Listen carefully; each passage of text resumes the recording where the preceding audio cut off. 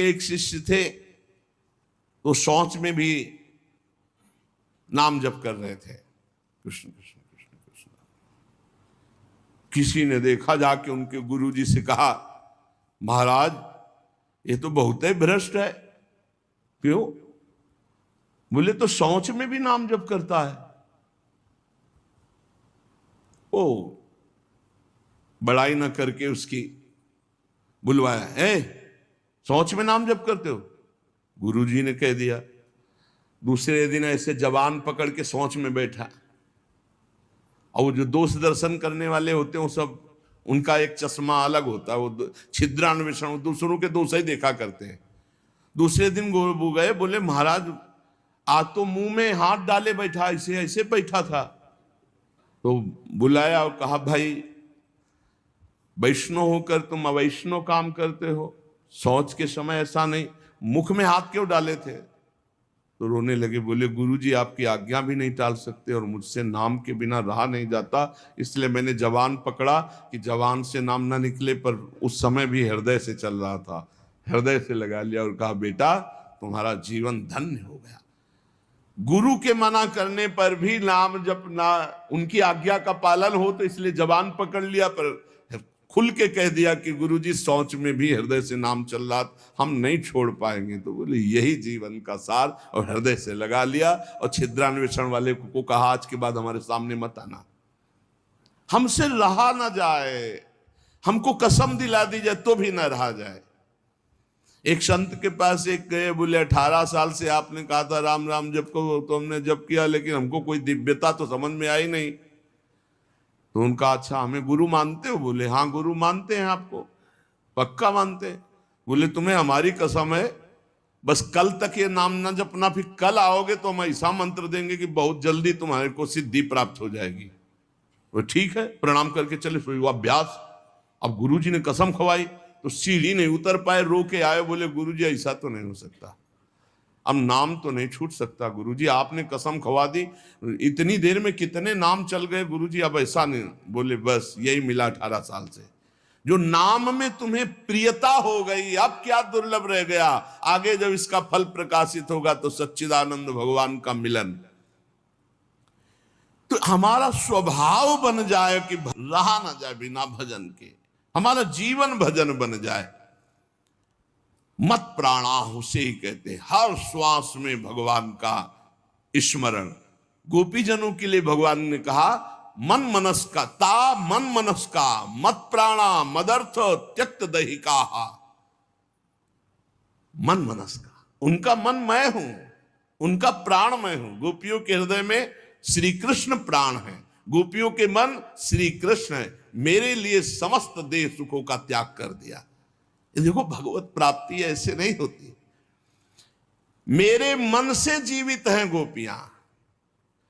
भगवान ने कहा मेरे प्राण ही गोपी के प्राण हैं, भगवान के प्राणों से अनुप्राणित, भगवान के जीवन से जीवित।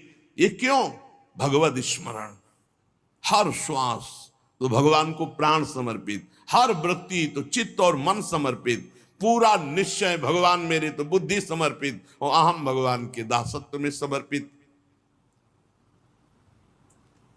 जब श्री भरत जी महाराज चित्रकूट जा रहे हैं तो भरद्वाज जी के आश्रम में तो उनको रात्रि में बड़ा संकोच हो रहा है भरद्वाज जी से एकांत में मिलने की, क्योंकि भरत जी को एक अंदर चुभन थी कि मेरे को ही लक्ष्य बनाकर कैकेयी मैया ने राम जी को 14 वर्ष का वनवास, तो बड़ा कि मैं ही ऐसा कलंकी हूं जिसके कारण मेरे प्रभु को इतना कष्ट, तो बड़ा सकुच कर रहे थे।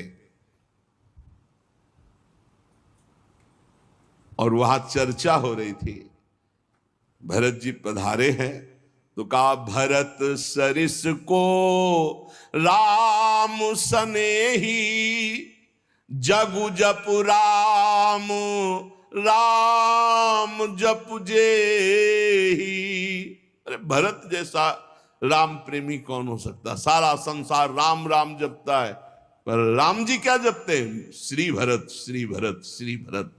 भरत सरिस को राम सनेही, जग जपु राम, राम जपु जेही। भरत जी के समान कौन प्रिय? क्यों? भरत जी जैसे राम जी को निरंतर जपते, से राम जी श्री भरत ऐसा जपते हैं।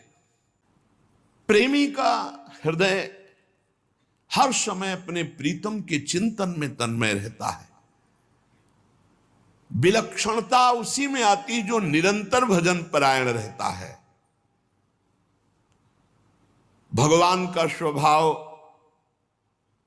भगवान की महिमा, भगवान का प्रभाव उस भक्त के हृदय में उतरने लगता है जो निरंतर भगवत चिंतन परायण रहता है।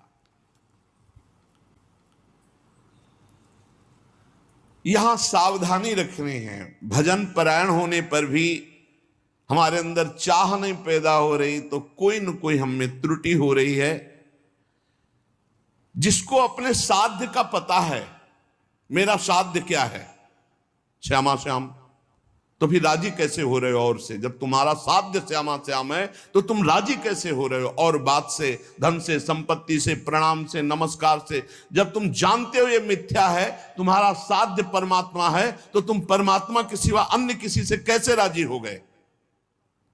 साधना के विघ्न जिनसे हमें बचना है, ये विघ्न है। अपने आराध्य देव साध्य के बराबर किसी को नहीं रखना, ये बात समझो। किसी वस्तु, व्यक्ति, स्थान, घटना, परिस्थिति, कैसे तुम राजी हो गए कि प्रभु का विस्मरण? जैसे हम किसी व्यक्ति से मिलने में प्रभु को भूल गए तो वो व्यक्ति प्रभु से बढ़कर हो गया। किसी वस्तु के भोग में हम प्रभु को भूल गए तो वस्तु प्रभु से बढ़कर हो गए। साध्य की ओर जिसकी दृष्टि नहीं है वो साधक किस बात का? अपने को जो एकांत रूप से भगवत प्राप्ति के मार्ग में चलाया है उसी को साधक कहते हैं। और जो हर समय साध्य को लक्ष्य रखता है वही साधक, प्रवीण साधक है।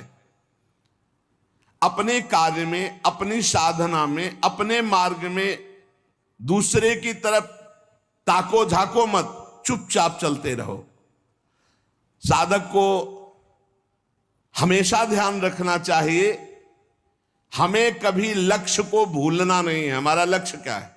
खड़े हैं तो हमारी दृष्टि बिल्कुल मंत्राकार, कार्य में है तो नाम जी। जब पूछे क्या चल रहा है, आपकी कृपा से चल रहा है, उत्तर यही होना चाहिए, झूठ नहीं, सत्य ही होना चाहिए। लक्ष्य को भूल गए जिस मिनट, जिस सेकंड, उससे बड़ी हानि क्या है? तुम साधक क्या हो? हानि हरिवंश के नाम अंतर परे, का हनुमंत विपति प्रभु सोई, जब तो सुमिरन भजन न होई। हरि बाबा ने एक दृष्टांत में बताया कि एक सिद्ध फकीर एक संत की झोपड़ी पर गए तो वहां गड्ढा बना हुआ था सामने और घुटनों का भी। उनका शिष्य और संत जन थे तो उनका ये क्या है? बोले हमारे गुरुजी यहां दंडवत करते हैं। कहा ऐसे चिकने चट्टान में भी गड्ढा बन गया, इतनी दंडवती करते हैं? बहुत गदगद कंठ हुए और कहा बहुत दिव्य संत हैं जो इतनी दंडवतें रोज प्रभु को करते। तो आकाशवाणी हुई कि इनकी दंडवतों से मैं खुशी नहीं हूं। तो सिद्ध फकीर जो थे, संत, वो रोने लगे। इतने में वो महात्मा आ गए। अरे देखा क्वेश्चन, तो प्रणाम किया, उनका दंडवती करना स्वभाव था, प्रणाम किया। वो रो रहे थे और उनकी तरफ बड़ी दुखद दृष्टि से देख रहे थे। तो उनका प्रभु आप रो क्यों रहे? तो उनका तुम्हारे लिए रो रहा हूं। हमारे लिए क्या परेशानी है? हमको क्या परेशानी? बोले आप इतनी मेहनत करते हैं, इतनी दंडवत करते हैं और आकाशवाणी हुई है कि प्रभु आपकी दंडवतों से, नमन से खुश नहीं है। वो नाच पड़े। बोले सच्ची? बोले हाँ। बोले प्रभु ये तो बड़ी खुशी की बात है कि मैं दंडवती करता हूं, प्रभु को ही पता है, प्रभु देख रहे हैं कि मैं उनको दंडवती करता, इसमें रोने की क्या बात है? ये तो बहुत खुशी की बात है। वो खुश है कि नहीं खुश, इसका परिणाम मिलेगा कि नहीं, सबसे खास बात है कि हर दंडवत वो हमारी देख रहे हैं। हर दंडवत बड़ा आनंद से प्रफुल्लित होकर अब वो रोने लगे। आनंद अश्रु इस बात से कि प्रभु मेरी हर दंडवत को देख रहे हैं, स्वीकार करें ना करें, लेकिन मेरी दंडवत को देख रहे हैं, मेरी साधना को देख रहे हैं। थोड़ी देर में यह आकाशवाणी फिर हुई, ऐ संत मैं तुम पर बहुत प्रसन्न हुआ, तुम जो चाहो मांग सकते हो। तो जो सिद्ध महापुरुष आए हुए थे उन्होंने कहा अभी तो आपने आकाशवाणी की थी कि इनकी बंदगी, इनकी दंडवत से आप प्रसन्न नहीं, अभी आप कहते हैं मैं बहुत प्रसन्न हूं, तो इतनी देर में कौन सी साधना हो गई? बोले इतनी देर में जो इनका अपनापन मेरे लिए है, उमंग है, वो इनकी जो जागृत हुई, उसी उमंग और अपनेपन से मैं बहुत प्रसन्न हो गया और इनकी साधना पूर्ण हुई। एक क्षण लगता है। हमको ये नहीं देखना कि इसका परिणाम क्या होगा, हमको अपनी दिनचर्या, अपनी नियमावली करना, इसी से भगवान भी कह दे मैं प्रसन्न नहीं, तो ये बात तो है कि आप देख रहे हो ना, बस इतनी बात बहुत है, आप देख रहे हो बस। शनै शनै रूपरमेत बुद्ध्या धृति गृहीतया आत्मसंस्थम मनः कृत्वा न किंचिदपि चिंतयेत।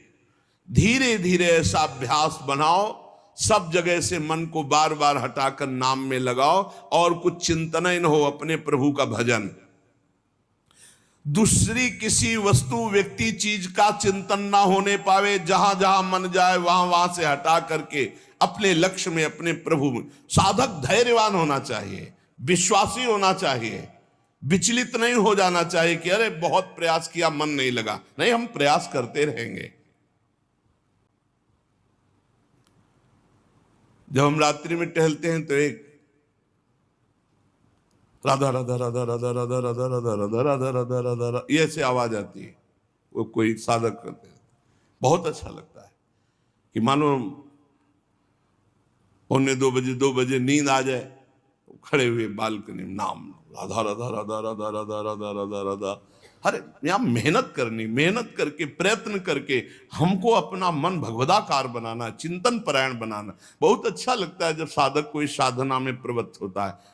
थोड़ा जाग, अपने स्वरूप पे जाग, इन सबको झटका मार। बहुत जोर का तुम्हारे पास करंट पावर है भगवान का, तुम में जो शक्ति है उसको जागृत करो। बहुत शक्तिवान हो तुम, साधारण नहीं हो, भगवान के जन हो। जब तक हमारी भजन में रुचि, भजन में प्रवीणता, हम भगवान को अपना जीवन दे दें, ये जीवन केवल भगवान की प्राप्ति के लिए है, तो भगवान हमको वैसे संग करवा देंगे, वैसे ही भजन मिला। एक चीज तो समझ लो, साधक वही जो जिद्दी स्वभाव का, ये बात समझ लो, साधक वही जो जिद्दी, भजन में जिद करके लगना पड़ता है। जैसे भजन में पूर्व में था कि बैठे, थोड़ी देर भजन हुआ, फिर नींद आने, खड़े हो गए और टहल रहे हैं, बाहर निकल करके टहल। हमें नींद में समय बर्बाद नहीं करना। एक नियत समय तुम्हें दे दिया देह को सोने का, 5 घंटे 4 घंटे 3 घंटे, जितना अभ्यास में ले पाए। इसके बाद अब नहीं कि तुम झटका मारो। हर प्रयास किए, ठंडा पानी बिल्कुल ठंडा रख लिया है, सर्दी में कंबल ओढ़ा नहीं, पूरा अब ठंडी में कांप, अब नींद आवे, लड़ा जाता है। बहुत आनंद का विषय है जिस मार्ग में आप चल रहे हैं। अपने आप को भगवान के चरणों में समर्पित करके निरंतर भजन का अभ्यास, तो तेषाम हम समुद्धरता मृत्यु संसार सागरात भवामि न चिरात पार्थ मय्यावेशित चेतसाम। इस शब्द पर ध्यान करो, मय्यावेशित चेतसम, मेरे में आवेश चित्त वाला। भजन का आवेश हर समय बना हुआ है।